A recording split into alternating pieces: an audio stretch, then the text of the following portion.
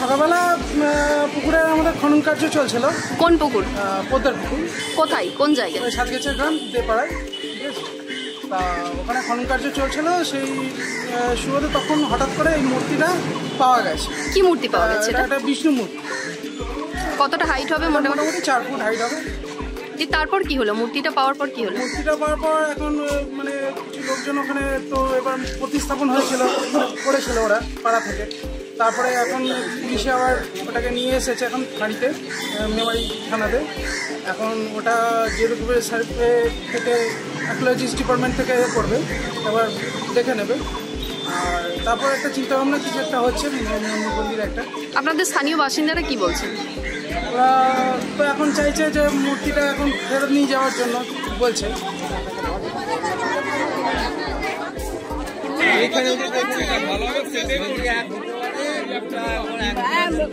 সবাই বলো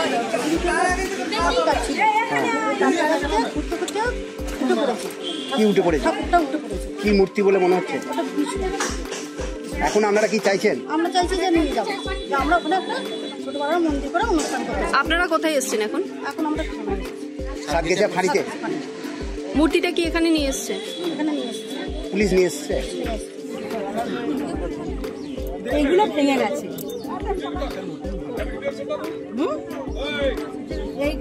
আমরা চাইছি এখানে সবাই, আমরা যেটা চাইছি, এই পাড়ার লোকজন খুব ভালোবাসে আমাদের, আমরা এখানকার আদি বাসিন্দা।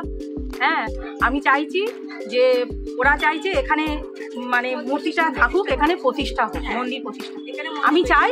সেই জন্য আমারই পাড়াতে সামান্য একটু জায়গা একটু ঠাকুরের একটু প্রতিষ্ঠা একটু ব্যবস্থা হোক, তাই তো? ওরা সবাই বলো হ্যাঁ।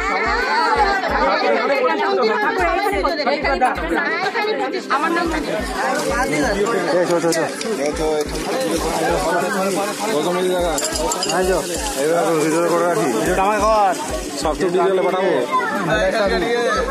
আমার এই সাঙ্গ বাঙ্গ বাচ্চা কাচ্চা সব তুলে নিচ্ছে। সাতগেছে গ্রাম পদ্মাপুকুর পাড়ে বহু প্রাচীন একটি শিলামূর্তি পাওয়া গেছে। কেউ কৃষ্ণ মূর্তি, কেউ নারায়ণ মূর্তি, কেউ বা বিষ্ণু মূর্তি মতান্তরে চলছে। অনেক দর্শক জমা হয়েছে।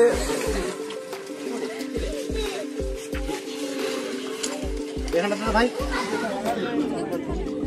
এইগুলো ভেঙে গেছে। এইখানটা